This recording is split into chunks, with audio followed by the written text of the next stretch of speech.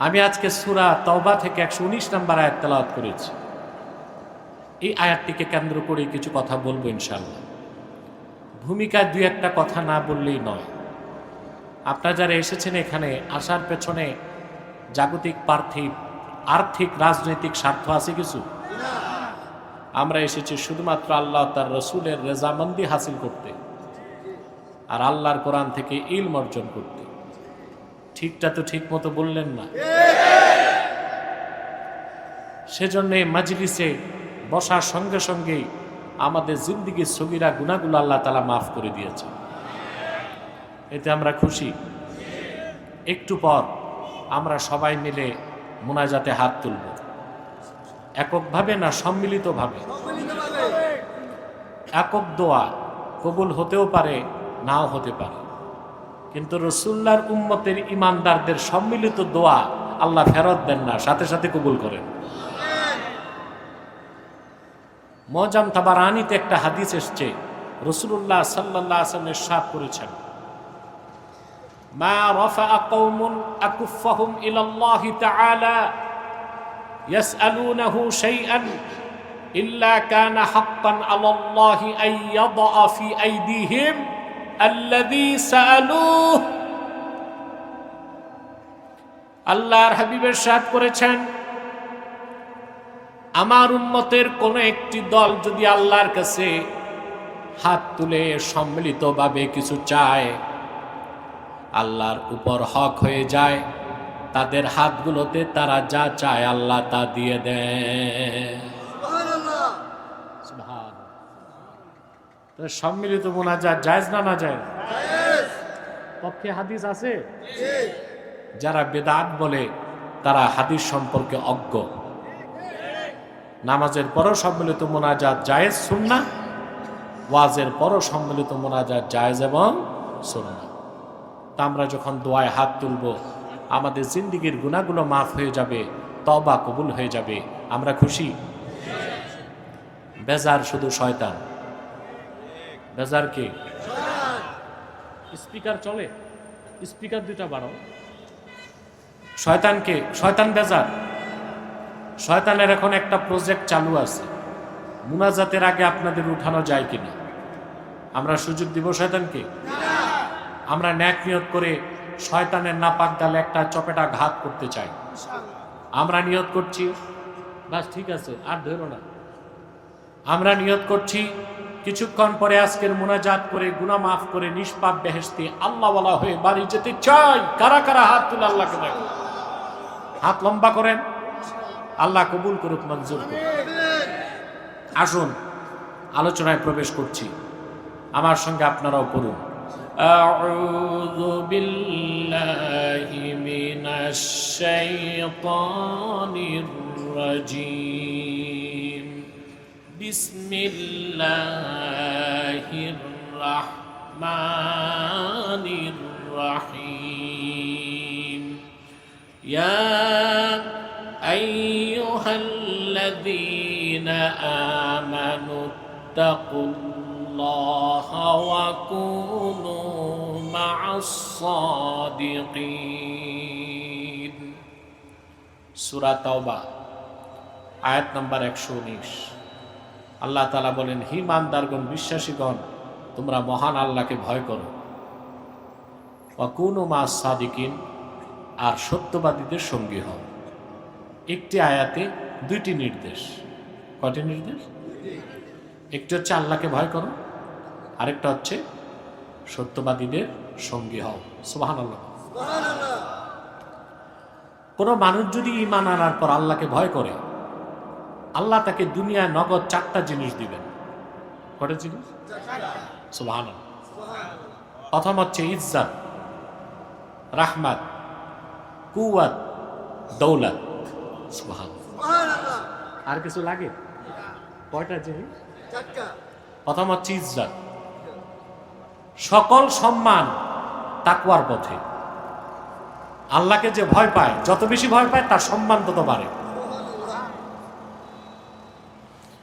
কোরআনে কারীম আল্লাহ তাআলা বলেন, ইয়া আইয়ুহান নাসু إنا خلقناكم من ذكر وأنثى وجعلناكم شعوبا وقبائل لتعارفوا إن أكرمكم عند الله يتقاكم আল্লাহ রাব্বুল আলামিন বলেন, ও হে মানব জাতি, আমি তোমাদেরকে সৃষ্টি করেছি একজন নর থেকে আরেকজন নারী থেকে, অতঃপর বিভিন্ন বংশ এবং গোত্রে তোমাদেরকে বিন্যস্ত করেছি। নিশ্চয় তোমাদের মধ্যে আল্লাহর কাছে তার দাম বেশি, যার অন্তরে আল্লাহর ভয় বেশি। সুবহানাল্লাহ বলতে কষ্ট হয়, ভয়েসকে রেজ করে বলেন সুবহানাল্লাহ। আমি বুঝছি শীতে নরম হয়ে গেছে, শীতটা খুব বেশি পড়ে গেছে 2 দিন, ঠিক কিনা? প্রিয় ভাইরা, আল্লাহ বললেন মুমিনদের মধ্যে যার অন্তরে আল্লাহর ভয় বেশি, তাকওয়া বেশি, তার মর্যাদা বেশি। সুবহানাল্লাহ। ঈমান আনার পরে ইসলামের দৃষ্টিতে মর্যাদার মানদণ্ড হচ্ছে তাকওয়া। কে আরবি, কে অনারবি, কে উচ্চ বংশের, কে নিম্ন বংশের, কে শ্বেতাঙ্গ, কে কৃষ্ণাঙ্গ, এগুলোর কোনো মানদণ্ড না। শ্রেষ্ঠত্বের মানদণ্ড তাকওয়া। সুবহানাল্লাহ বলেন। আল্লাহ কয়টা জিনিস দিবেন? প্রথম হচ্ছে ইজ্জত, 2 নাম্বার হচ্ছে রাহমাত। যারা আল্লাহকে ভয় করবে দুনিয়ায়, ঈমান আনার পরে সৎকর্মশীল হবে ও সুন্দরভাবে জীবনযাপন করবে শরীয়ত মোতাবেক, আল্লাহর রহমত তাদের জন্য ওয়াজিব হয়ে যায়। আল্লাহ রাব্বুল আলামিন বলেন, ইন্না রাহমাতাল্লাহি করিবুম মিনাল মুহসিনিন। তার মানে ইন্না রাহমাতাল্লাহি করিবুম মিনাল মুত্তাকিন। ঈমান আনার পরে মহান আল্লাহকে যারা অন্তর থেকে ভয় করে সৎ কর্মশীল হয়ে যায়, আল্লাহর রহমত তাদের নিকটবর্তী। বলেন সুবহানাল্লাহ। কটা জিনিস?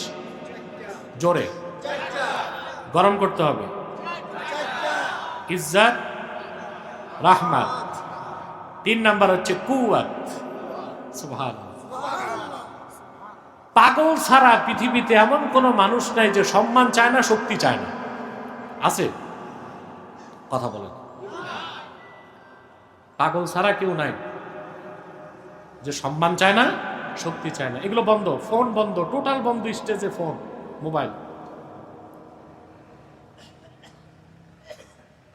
কিন্তু মুমিনের শক্তিটা আসে আল্লাহর কাছ থেকে। সুবহানাল্লাহ বলেন। কুওয়াত।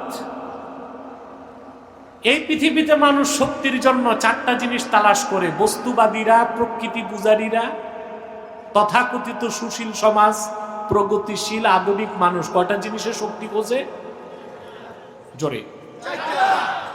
ফোন বন্ধ, টোটাল ফোন বন্ধ স্টেজে। মানুষ শক্তি খুঁজে কয় জায়গায়? মানি,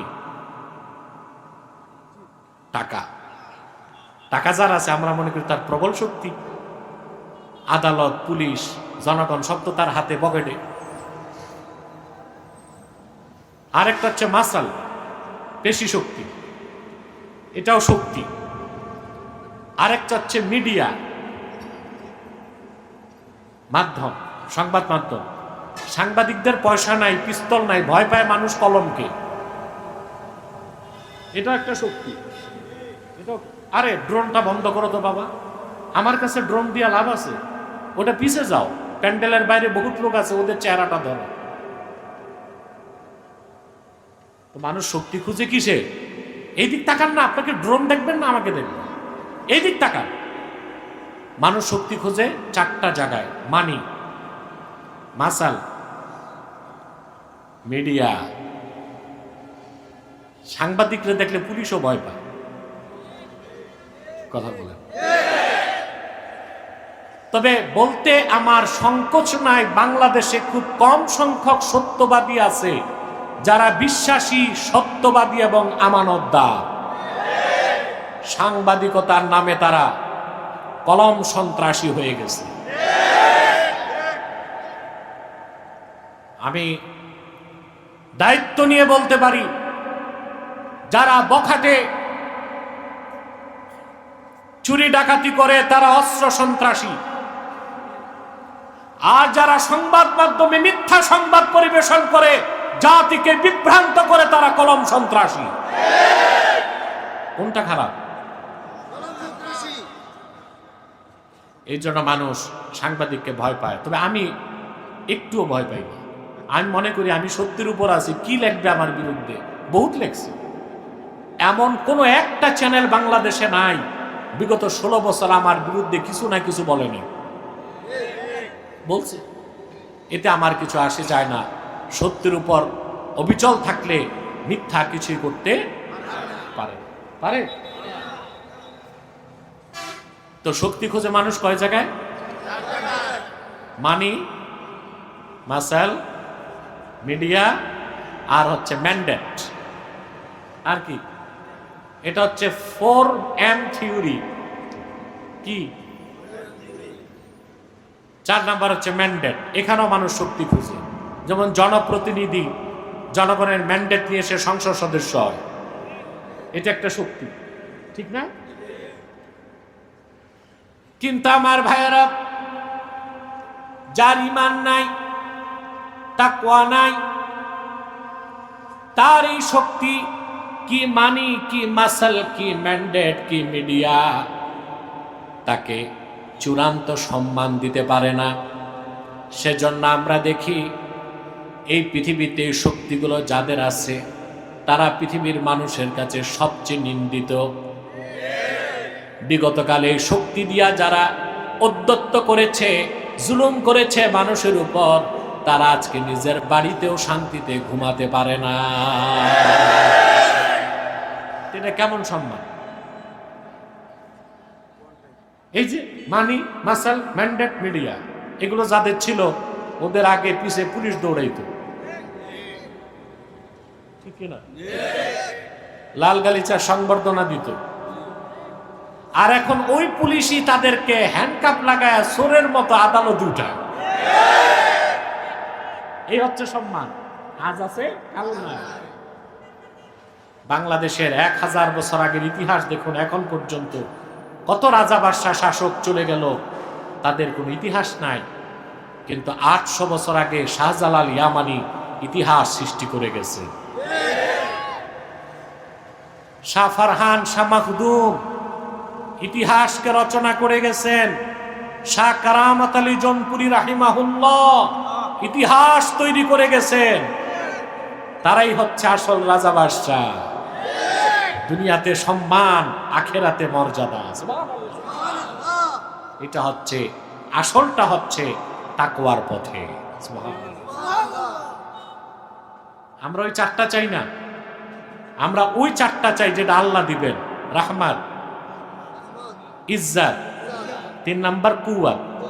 শক্তি কে দেন? আল্লাহ যে শক্তি দেন, এটা মোকাবেলা করা যায় ভাই?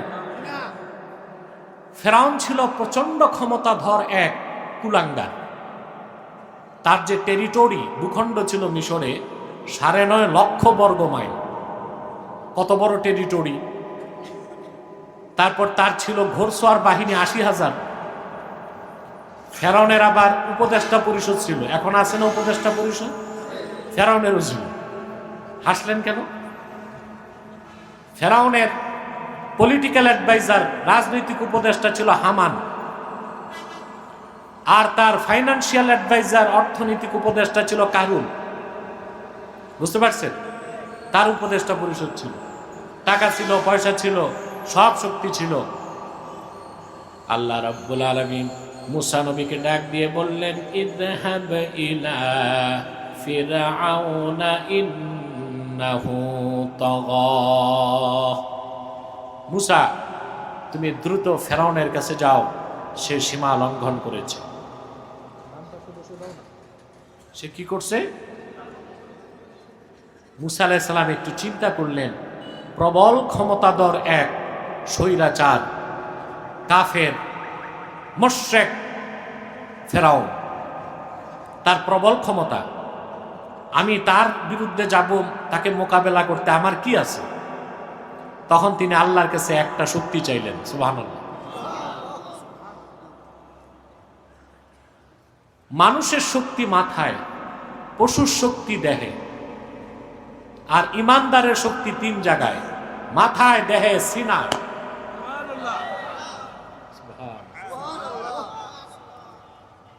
মুসা কালিমুল্লাহ আল্লাহ রাব্বুল আলামিনের কাছে মাথার শক্তি চাইলেন না, দেহের শক্তি চাইলেন না, তিনি চাইলেন সিনার শক্তি। তিনি আল্লাহকে ডেকে বললেন, ক্বালা রাব্বিশরাহ লি সাদরি ওয়া ইয়াসসির লি আমরি ওয়াহলুল উকদাতাম মিন লিসানি ইয়াফকাহু কওলি। মুসা নবী বললেন, হে আমার রব, তুমি আমার বক্ষটাকে উন্মুক্ত করে দাও। সুবহানাল্লাহ। ইয়াকিনের মাধ্যমে সিনা বড় হয়, এটা ফিতা দিয়ে ইঞ্চি মাপলে হবে না, কিসের মাধ্যমে? ইয়াকিন যত অন্তরে বাড়তে থাকে, সিনার প্রশস্ততা বাড়তে বাড়তে আকাশের প্রশস্ততার চেয়ে বড় হয়ে যায়।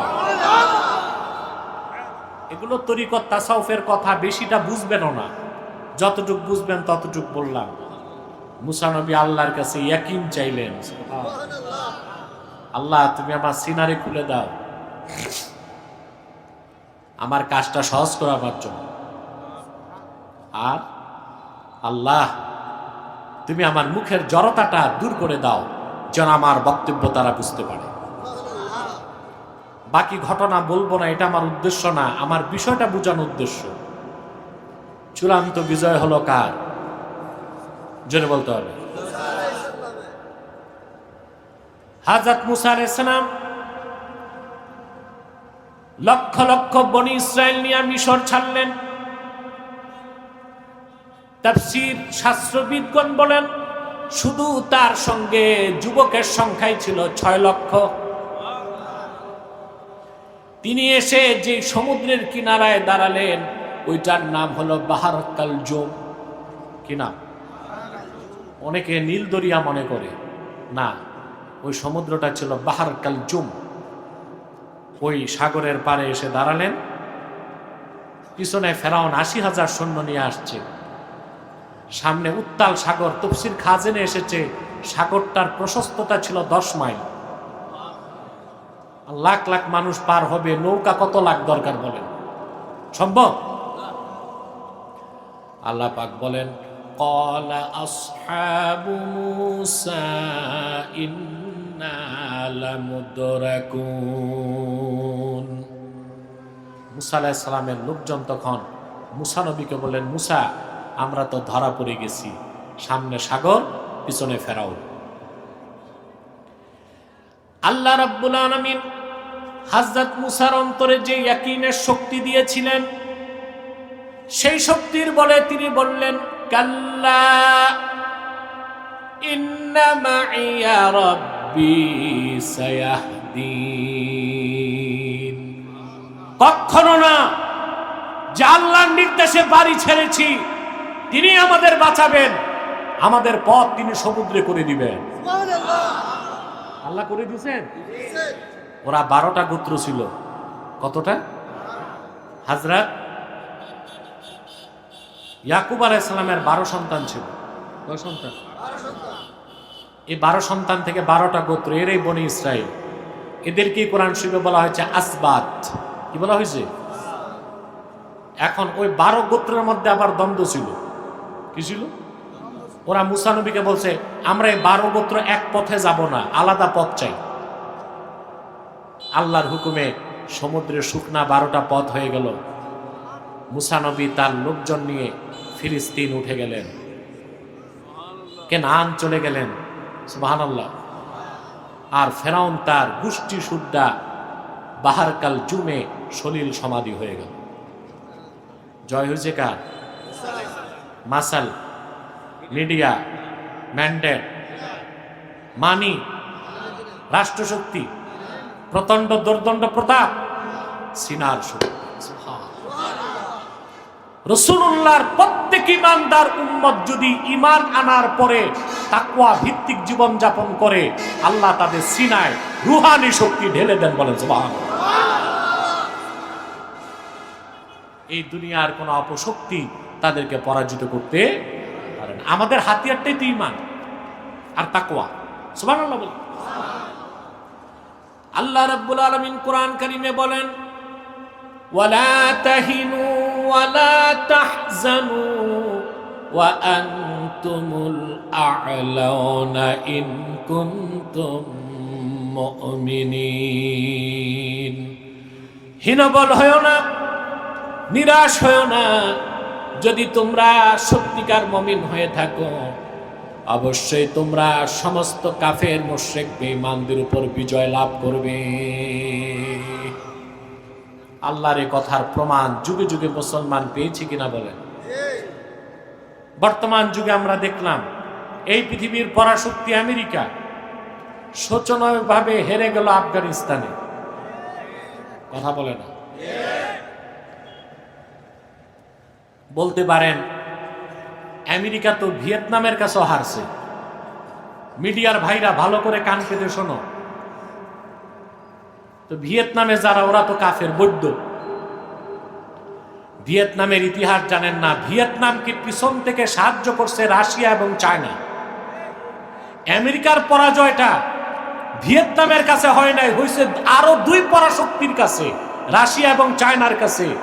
কিন্তু আফগানিস্তান হচ্ছে গরিব সেই ভূখণ্ড যারা তিন বেলা খেতে পায় না, দুনিয়ার কোন পরাশক্তির সাহায্য পায় নাই। আল্লাহর মদতে এই দুনিয়ার পরাশক্তি আমেরিকাকে পরাজিত করে তার সম্মানকে দুলার সাথে মিশিয়ে দিয়েছে। অতএব ভিয়েতনামের পরাজয় আর আফগানের পরাজয় এক পাল্লায় মাপা যাবে না। আফগানিস্তানের মোল্লাদের কাছে ঈমানের শক্তি আছে। সুবহানাল্লাহ বলবেন। তো তাকওয়া ভিত্তিক জীবন যাপন করলে কয়টা জিনিস পাবেন? কয়টা? ইজ্জত, রাহমাত, কুওয়াত, 4 নাম্বার দৌলত। সুবহানাল্লাহ। চোর চোরটাও তো খায়। কথা বলেন। কাফের মুশরিকও খায়, গরু ছাগলও খায়, আল্লাহর ওলিরাও খায়। সব কি একরকম? একটা ইজ্জতের সাথে একটা জিল্লতের সাথে, ঠিক কিনা? কি সমস্যা? হ্যাঁ, নিয়ে আসেন ওনাকে, এমপি সাহেবকে।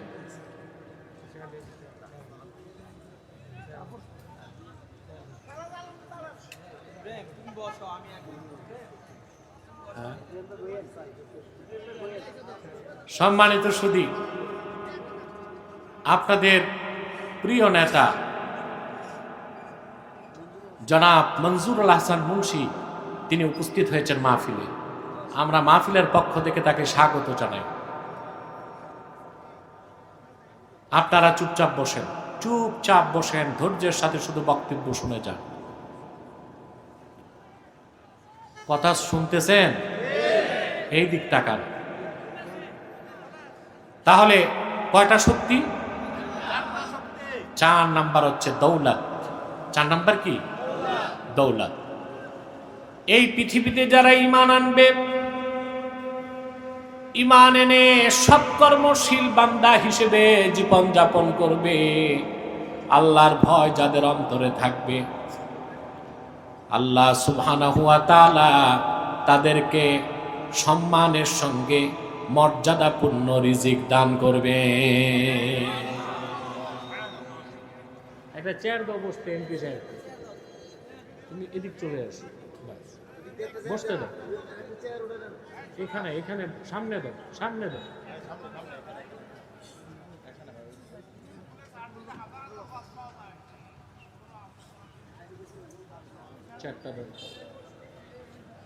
আমি মাহফিলের পক্ষ থেকে, তাহরিকে খাতমে নবুয়ত বাংলাদেশ এই সংগঠনের পক্ষ থেকে জনতার পক্ষ থেকে তাকে স্বাগত জানাই। তিনি অসুস্থতার মধ্যে এসেছে, বলেন আলহামদুলিল্লাহ।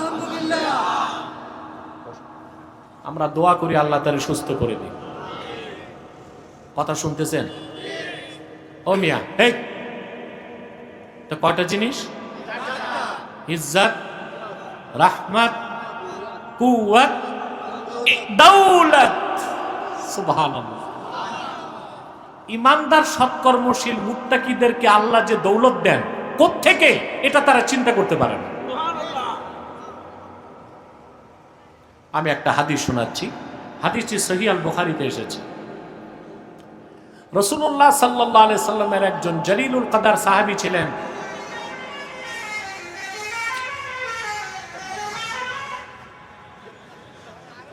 ও হরেন লাগাই রে, হারমোনিয়াম লাগাই দিয়েছে। কি করবেন, সড়কের পাশে মাহফিল দিলে এই ডিস্টার্বটা হয়, আমাদেরকে ধৈর্যের সাথে আগাতে হবে। প্রিয় ভাইরা, দৌলত আউফ ইবনে মালিক আল আশজাঈ রাদিয়াল্লাহু তাআলা আনহু রাসূলুল্লাহ সাল্লাল্লাহু আলাইহি সাল্লামের জলিলুল কদর সাহাবী ছিলেন। সুবহানাল্লাহ। ওনার একমাত্র সন্তান ছিল, সন্তানটিকে কাফের না নিয়ে বন্দী করে ফেলছে। বাবা মার একমাত্র সন্তান যদি বন্দী হয়, এই কষ্ট কি ভোলা যায়? স্বামী স্ত্রী অঝর দ্বারায় কাঁদতেছেন। সাহাবীর স্ত্রী তাকে বললেন, কান্নাকাটি না করে রাসূলুল্লাহ সাল্লাল্লাহু আলাইহি ওয়াসাল্লামের কদমে যান, একটা সমাধান পাবেন। বুক ভরা দুঃখ আর চক্ষু ভরা পানি নিয়া আউফ ইবনে মালিক আল আশজাঈ রাদিয়াল্লাহু তাআলা আনহু আল্লাহর হাবিবের খেদমতে এসে উপস্থিত হলেন। এসে বললেন, ইয়া রাসূলুল্লাহ, ইয়া হাবিবাল্লাহ, আমাদের একমাত্র কলিজার টুকরা সন্তানটাকে মুশরিকরা বন্দী করে ফেলেছে। মনোযোগ দিয়ে শোনেন মুসলমান, আল্লাহর হাবিব সাল্লাল্লাহু আলাইহি ওয়াসাল্লাম আউফ ইবনে মালিক আল আশজাঈকে নির্দেশ করলেন, ইত্তাকিল্লাহ ওয়াসবির, তুমি আল্লাহকে ভয় করো আর ধৈর্য ধরো। ওয়া আমুরুকা ওয়া ইয়্যাহা আন তাস্তাকসিরা মিন কওলি লা হাওলা ওয়ালা কুওয়াতা ইল্লা বিল্লাহ। তোমাকে আর তোমার স্ত্রীকে আমার নির্দেশ, সন্তান হারানোর বিপদ থেকে বাঁচার জন্য বেশি বেশি পড়ো লা হাওলা ওয়ালা কুওয়াতা ইল্লা বিল্লাহিল আলিয়্যিল আযীম। রাসূলুল্লাহর উম্মতকে কত বড় সম্পদ আল্লাহ দিবেন। এই দোয়া হাদিসে বলা হয়েছে, কানজুম মিন কুনুজিল জান্নাহ। যত বড় বিপদ হোক আপনার, আপনি যদি প্রত্যেক ওয়াক্ত নামাজের পর 100 বার করে দিনে 500 বার পড়েন, পাহাড় সমান বিপদ পানির মতো নরম হয়ে যাবে। সুবহানাল্লাহ। পড়বেন না? বিপদ হইলে না আগেই নিয়মিত পড়বেন, বিপদ আপনাকে স্পর্শ করবে না ইনশাআল্লাহ, যদি তকদির পক্ষে থাকে। তকদির পক্ষে থাকে। প্রিয় বন্ধুগণ আমার, সাহাবী চোখের পানি মুছতে মুছতে বাড়ি আসলেন। সাহাবীর স্ত্রী জিজ্ঞেস করলেন, আল্লাহর হাবিব সাল্লাল্লাহু আলাইহি সাল্লাম কি সমাধান দিয়েছেন? সাহাবী বললেন, ইন্না রাসূলুল্লাহি সাল্লাল্লাহু আলাইহি ওয়াসাল্লাম আমারানি ওয়া ইয়্যাকা আন নাস্তাকসিরা মিন কওলি লা হাওলা ওয়ালা কুওয়াতা ইল্লা বিল্লাহিল আলিয়্যিল আযীম। আল্লাহ রাসূল সাল্লাল্লাহু আলাইহি ওয়াসাল্লাম তোমাকে এবং আমাকে নির্দেশ করেছেন, আমরা যেন সন্তান হারানোর বিপদ থেকে বাঁচার জন্যে বেশি বেশি লা হাওলা ওয়ালা কুওয়াতা ইল্লা বিল্লাহ দোয়াটা পড়ি। সুবহানাল্লাহি বিহামদি। সাহাবী ও তার স্ত্রী দোয়া পড়া শুরু করলেন। আরেকদিকে আল্লাহ সাহাবীর সন্তানকে মুক্ত করার জিম্মা হাতে নিয়ে নিলেন। সহিহ বুখারীর রওয়ায়াত সাক্ষ্য দেয়, কাফেরদের মনোযোগ অন্যদিক সরে গেল, আল্লাহ তাআলা সাহাবীর সন্তানের হাতের বাঁধনকে ঢিলা করে দিলেন। তার হাতের বাঁধন খুলে গেল, তিনি উঠে হাঁটা শুরু করছেন। কিছু দূর যাওয়ার পর চিন্তা করলেন, বাড়িতে তো কিচ্ছু রেখে আসি নাই, বাবা মা কি খেয়ে আছে, আমি যে কি খাবো। সে দেখলো মরুভূমিতে কাফেরদের হাজার হাজার বকরির পাল চড়ছে। কথা বুঝতেছেন? পিছনে যে সে বকরির পালকে বলল, চলো তোমরা আমার সাথে বাড়ি আসো। হাদিস সাক্ষ্য দেয়, আউফ ইবনে মালিক আল-আশজাঈ রাদিয়াল্লাহু তাআলা আনহুর কলিজার টুকরা সন্তান তার বাবা মার কোলে ফিরে আসলো, সঙ্গে কাফেরদের 4000 বকরি সাহাবীর বাড়ি চলে গেল। সঙ্গে সঙ্গে আল্লাহ রাব্বুল আলামিন আয়াত নাজিল করে দিলেন, ওয়ামান ইয়াত্তাকিল্লাহা ইয়াজআল লাহু মাখরাজা ওয়া ইয়ারযুকহু মিন হাইসু লা ইয়াহতাসিব। যে ব্যক্তি মহান আল্লাহকে অন্তর থেকে ভয় করে, বিপদের চরম মুহূর্তে আল্লাহ তাআলা তার জন্য বাঁচার পথ করে দেন, আর এমন জায়গা থেকে তাকে রিজিক দেন যা সে ধারণাও করতে পারে না। সুবহানাল্লাহ। তা আপনি যদি ঈমান আনার পর আল্লাহকে ভয় করেন, কয়টা জিনিস পাবেন? দুনিয়ায় নগদ, ইজ্জত, রাহমাত, কুওয়াত, দৌলত, আর আখিরাতে পাবেন বিনা হিসাবে আল্লাহর জান্নাত। সুবহানাল্লাহ। কোরআনে কারীমে আল্লাহ তাআলা বলেন, কুল আউনাব্বিউকুম বিখাইরিম মিন যালিকুম লিল্লাযীনা ইত্তাকাউ ইনদা রাব্বিহিম জান্নাতুন তাজরি মিন তাহতিহাল আনহারু খালিদিনা ফিহা ওয়া আজওয়াজুম মুতাহহারাতুন ওয়া রিদওয়ানুম মিনাল্লাহ। আল্লাহ রাব্বুল আলামিন বলেন, হাবিব আমার মুহাম্মদ সাল্লাল্লাহু আলাইহি ওয়াসাল্লাম, আপনি মানব জাতিকে বলুন,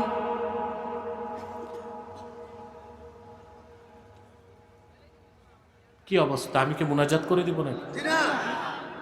যে মানুষগুলোর এই 2-4টা মানুষ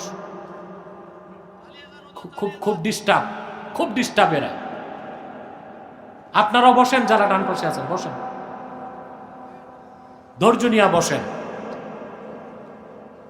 বিষয়টা একটা পর্যায়ে গেলে আমি ছেড়ে দিব, বুঝেন নাই?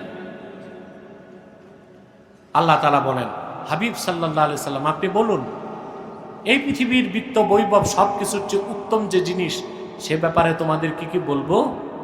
তাদের জন্য যারা তাদের রবকে ভয় পায়। ইনদা রাব্বিহিম জান্নাত, তাদের রবের কাছে তাদের জন্য রয়েছে অসংখ্য জান্নাত। খালিদিনা ফিহা, যেখানে তারা চিরকাল থাকবে। ওয়া আজওয়াজুম মুতাহহারা, আর তাদের জন্য রয়েছে সেই জান্নাতে এক একজনের জন্য অসংখ্য স্ত্রী। সুবহানাল্লাহ।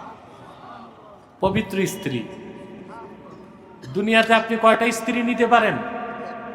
একটা। পারলে লাগলে 2টা, পারলে লাগলে 3টা, পারলে লাগলে 4টা, ইনসাফ করতে না পারলে একটা। বাঙালির একটাই উচিত, কারণ তাদের ইকোনমিক অর্থনৈতিক অবস্থা ভালো না, বডি ফিটনেসও ঠিক না, ঠিক না? আল্লাহ পাক বলেন, তাদের জন্য রয়েছে আজওয়াজুম মুতাহহারা, পবিত্র স্ত্রী। সুবহানাল্লাহ। এক একজন জান্নাতি কমসে কম 70টি করে পবিত্র স্ত্রী লাভ করবে, যারা আল্লাহকে ভয় করে জীবন যাপন করছে। বলেন সুবহানাল্লাহ। ওয়া রিদওয়ানুম মিনাল্লাহ, আর মুত্তাকিদের জন্য সে জান্নাতে আছে আল্লাহর সন্তুষ্টি। বলেন সুবহানাল্লাহ। এটার ব্যাখ্যা এসেছে সহিহ বুখারীতে। আল্লাহর হাবিব সাল্লাল্লাহু আলাইহি ওয়াসাল্লাম ইরশাদ করেছেন, সমস্ত জান্নাতীগণ যখন জান্নাতে প্রবেশ করবে, স্বয়ং আল্লাহ রাব্বুল আলামিন উপস্থিত হয়ে বলবেন, আমার জান্নাতি বান্দারা, তোমরা কি আমার উপর রাজি আছো নাকি?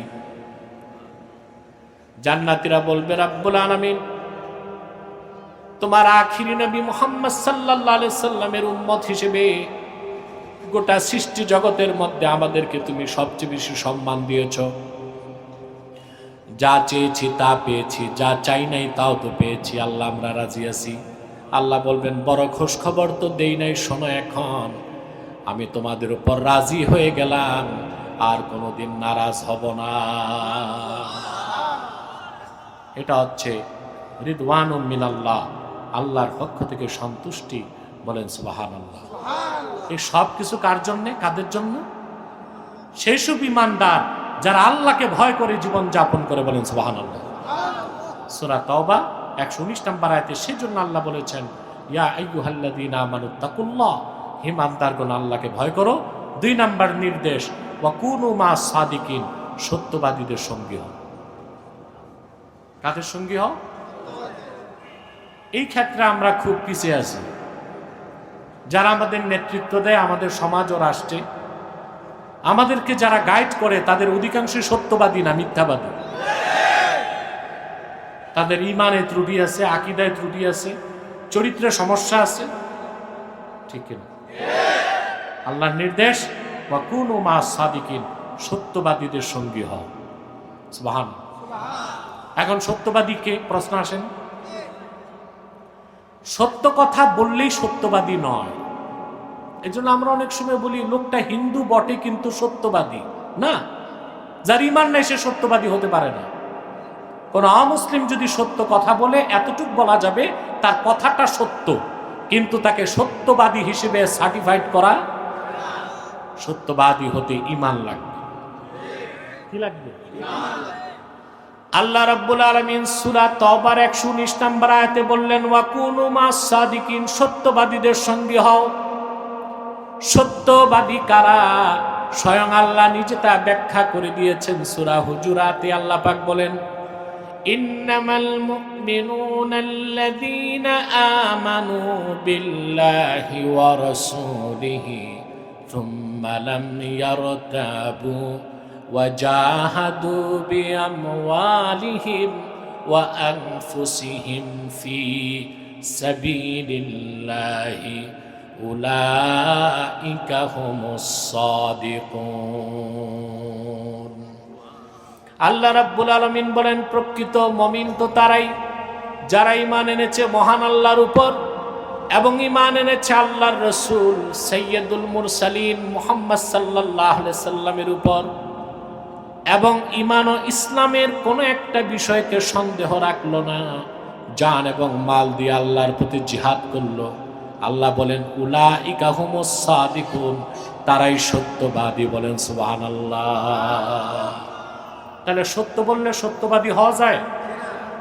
ঈমান, ইয়াকিন, জিহাদ, 3টা কাজ যার মধ্যে পাওয়া যাবে সে সত্যবাদী। আল্লাহ বলেছেন ওয়া কুনু মাস সাদিকিন, সত্যবাদীদের সঙ্গী হও। তার মানে যিনি আপনাকে মসজিদে নেতৃত্ব দিবে তাকে ঈমানদার হতে হবে, যিনি আপনাকে খানকায় আধ্যাত্মিক নেতৃত্ব দিবে তাকে ঈমানদার হতে হবে, যিনি আপনাকে সমাজ ও রাষ্ট্রের নেতৃত্ব দিবে তাকে ঈমানদার হতে হবে, সৎ কর্মশীল হতে হবে। এই ক্ষেত্রে আমরা মাইনাস পয়েন্টে না।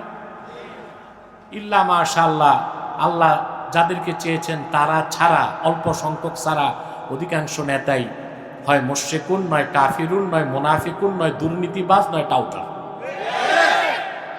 এটা হচ্ছে আমাদের দেশের ক্রাইসিস বা মূল সমস্যা। যেদিন আমরা সকল স্তরে ঈমানদার, বিশ্বাসী, চরিত্রবান ভালো মানুষদেরকে নেতৃত্বে বসাতে পারবো, সেদিন আমাদের দেশের চেহারা পাল্টে যাবে। এই মূল সংস্কার না করে ঐকমত্য কমিশনে বসে 9 মাস না 9 বছর বসে মিটিং করলেও কোনো আদতে সংস্কার হবে না। হয়েছে? কিছু পাইছেন? 9 মাস মিটিং হয়েছে, 88টা বিষয়ে একমত হয়েছে, 44টা বিষয়ে একমত হইতে পারে না। এই 9 মাসের মিটিংয়ে চা নাস্তার খরচ গেছে 54 লাখ টাকা। সংস্কার কিছু হয়েছে? আশা করা যায় গোড়ায় সংস্কার করতে হবে। আমাদের দেশটায় মানুষ আছে 18 কোটি, কত? কিন্তু দেশ চালায় কয়জন? আপনি হিসাব করছেন কোনোদিন? প্রেসিডেন্ট, প্রধানমন্ত্রী, 300 MP, SP, DC, OC, TNO, UNO, আমলা কামলা, মোট মিলে হয় না 3000। কত হয় না? ধরেন 3000। মানুষ আছে 18 কোটি, দেশ চালায় কতজন? 3,000। আমরা বাংলাদেশের পীর মাশায়েখ আলেম ওলামা মুসলমানেরা 3 লক্ষ মসজিদ করেছি, 10,000 মাদ্রাসা করেছি, প্রত্যেকটা মাহফিলে হাজার হাজার মানুষের সমাবেশ ঘটে, কিন্তু যারা দেশ চালায় ওই 3,000 মানুষের মধ্যে 1,000 মানুষকে মুত্তাকি ভালো মুসলমান বানাতে পারি না। এটা সমস্যা। এটা কি? এটা হতে হবে ইসলামী শিক্ষার মাধ্যমে প্রাইমারি থেকে বিশ্ববিদ্যালয় পর্যন্ত সকল স্তরে কোরআন হাদিসের শিক্ষাকে বাধ্যতামূলক করতে হবে। সাথে থাকবে বিজ্ঞান, প্রযুক্তি, ভূগোল, অর্থনীতি, সমাজনীতি, রাষ্ট্রনীতি, physics, chemist, zoology, botany, cosmology, theology সব পড়ান। আগে ইসলামটা পড়ান। চোর পাওয়া যাবে? দুর্নীতিবাজ কথা বলে না, জালেম খুঁজেও তো পাবেন না। অতএব আল্লাহকে ভয় করতে হবে জীবনের সকল ক্ষেত্রে, আর সত্যবাদীদের সঙ্গী হতে হবে। ঠিক কিনা? এই যে সত্যবাদীদের সঙ্গী, এটা সোহবত। এটা কি? তরিকত তাসাউফে সোহবতের মূল্য অনেক বেশি, ঠিক না? বসেন বসেন, এখন বসেন, আমি সবকিছু বুঝতেছি, করবো আমি। প্রিয় ভাইরা মনোযোগ দেন একটু। ভালো ইঞ্জিনিয়ারের কাছে না গেলে ইঞ্জিনিয়ার হওয়া যায়? ডাক্তারের কাছে যে পড়ে নাই, বাড়িতে বসে বই পড়ছে, ওই ডাক্তারের কাছে ডেইলি রুগী মরবে কয়টা? মরবে না? নিজে নিজে ডাক্তার হয় যে বাড়িতে বসে, ডাক্তারের কাছে না যে, ওইটার আমরা বলি হাতুড়া ডাক্তার। ঠিক কিনা? ইঞ্জিনিয়ারের কাছে না গেলে ইঞ্জিনিয়ার হওয়া যায় না, বিজ্ঞানীর সংস্পর্শে না গেলে বিজ্ঞানী হওয়া যায় না, ডাক্তারের সংস্পর্শে না গেলে ভালো ডাক্তার হওয়া যায় না, আল্লাহওয়ালা মুত্তাকির সোহবতে না গেলে আল্লাহওয়ালা হওয়া যায় না।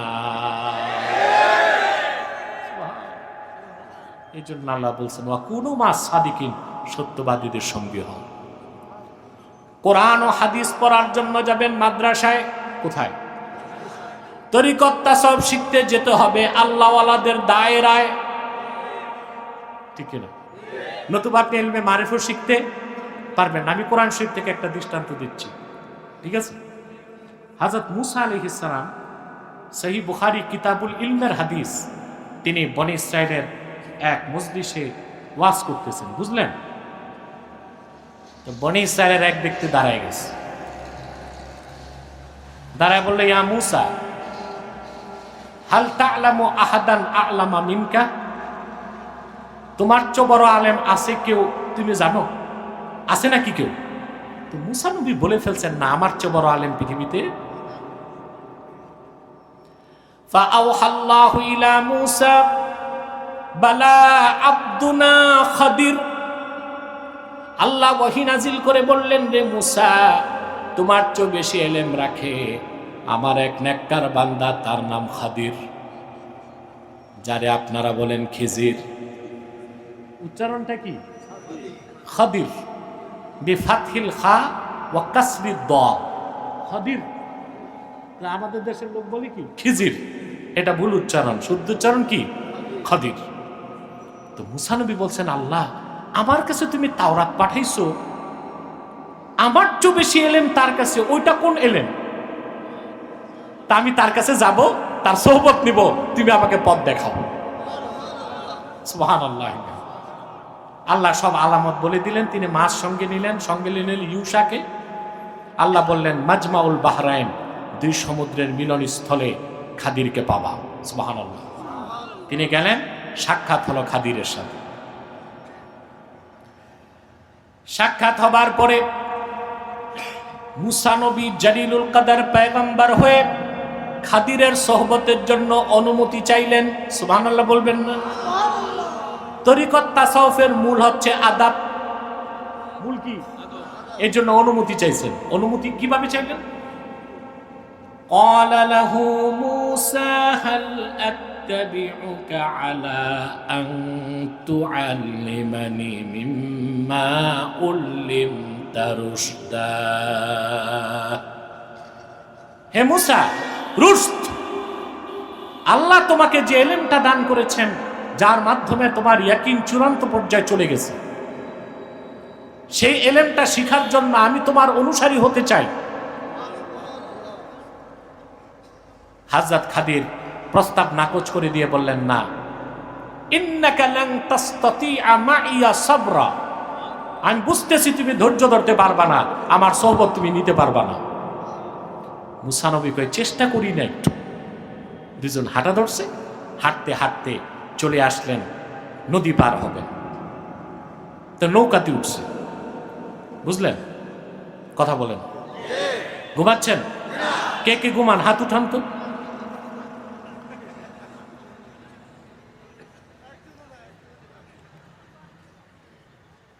বুখারী শরীফের রাওয়ায়াতে এসেছে, বিগার নৌল আই বিগার উজরা, তুই বুজুর্গকে পেয়ে নৌকাওয়ালা পয়সায় নেই নেই, বিনা পয়সায় পার করে দিস। ওপার যেই খাদির নৌকার তলা ছিদ্র করে দিস। মুসা নবী আর ধৈর্য ধরতে পারলেন না, বললেন, এটা কি কাজটা করলাম? ফিরি ফিরি পার করছে, এটার বকশিশ দিলা? খাদির কয়, আমি আলাম আকুল্লাকা ইন্নাকা লান তাসতাতিআ মাইয়া সাবরা, আমি কি বলি নাই তুমি ধৈর্য ধরতে পারবা না?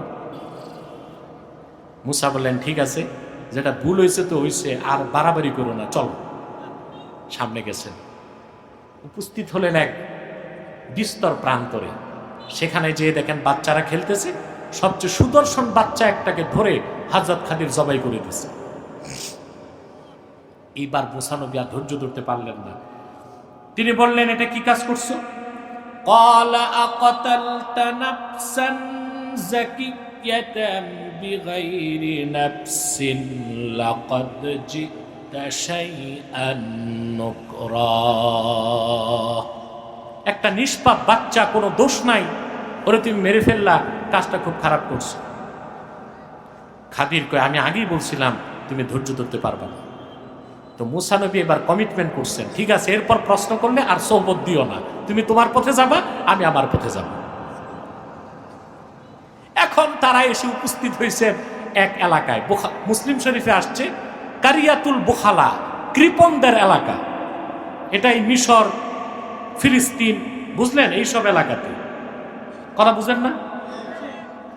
সেখানে এসে তাদের ক্ষুধা লাগছে, লোকজনকে বলে আমাদেরকে একটু খাবার দাবার দাও। কৃপণ লোকগুলো তাদের কোনো খাবার দাবার দিল না। তো হযরত মুসার, হযরত খাদির একটা দেয়াল ভাঙ্গা, দেয়াল, মুসা নবীকে বলে, আসো আমরা দেয়ালটা সংস্কার করি। দুইজন মিলে সুন্দর করে দেওয়ালটা বানাই দিস। এইবার মুসা নবীর আর সহ্য হয় না, ফিরি নৌকা পার হয়ে তলা ছিদ্র করছো, নিষ্পাপ বাচ্চাটারে কতল করছো, আর যারা আমাদের খাবার দাবার দিল না, বিনা পয়সায় ওয়াল তুল থেকে বলছে।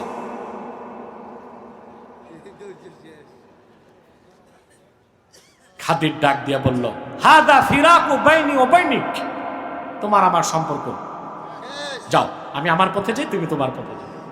এখন তিন কাজের ব্যাখ্যা তো লাগবে। হযরত খাদির বললেন, নৌকাটা কেন ছিদ্র করলাম শোনো। আম্মাস সাফিনাতু ফাকানাত লিমাসাকিনা ইয়ামালুনা ফিল বাহরি ফাআরাদতু আন আঈবাহা ওয়া কানা ওয়ারাআহুম মালিকুন ইয়াখুযু কুল্লা সাফিনাতিন গসবা। যে নৌকাটার তলা ছিদ্র করলাম, এটা ইয়াতিমদের নৌকা, তারা এই নৌকা দিয়ে কামাই রোজগার করে খায়। আল্লাহ প্রদত্ত এলেমে আমি দেখতে পেয়েছি পিছনে অত্যাচারী শাসক আসতেছে, সে নৌকাটাকে ছিনতাই করে নিয়ে নিবে, ইয়াতিমদের রোজগার বন্ধ হয়ে যাবে।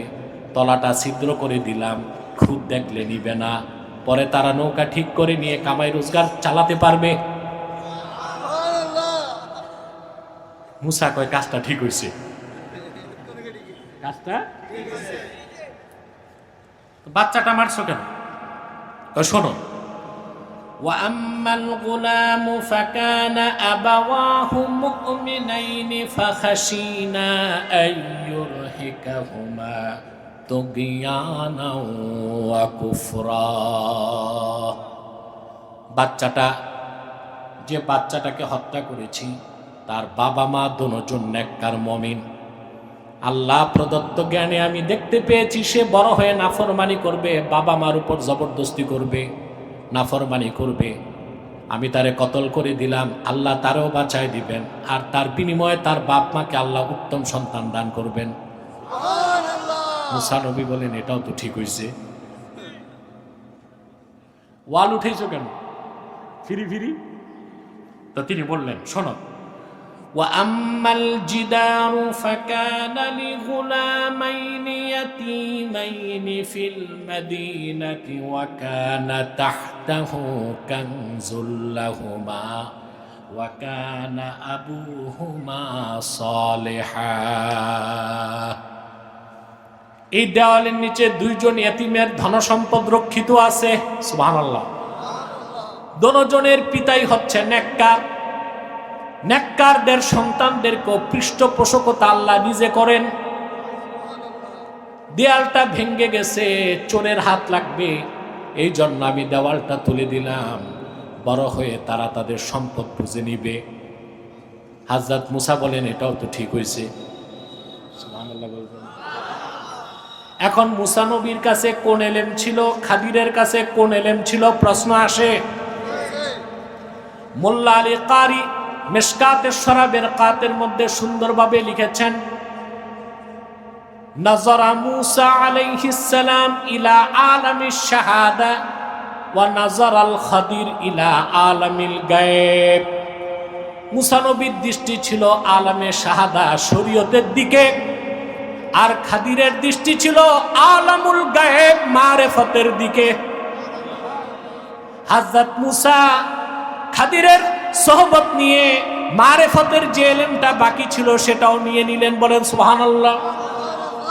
আল্লাহ তাআলা তার আখিরি নবী নূর নবীজি মুহাম্মদ মুস্তাফা সাল্লাল্লাহু আলাইহি ওয়াসাল্লামের মাধ্যমে ১৫০০ বছর আগে ইসলামকে পরিপূর্ণ করে দিয়েছেন। সেই ইসলামের মধ্যে শরীয়ত আছে, তরিকত আছে, হাকিকত আছে, মারিফত আছে। সুবহানাল্লাহ বলেন। উম্মতে মুহাম্মাদির মুহাদ্দিস মুফাসসির ফকিহ যারা তারা শরীয়ত শিখাবে, আর উম্মতে মুহাম্মাদির আউলিয়া যারা তারা ইলমে মারিফত শিখাবে।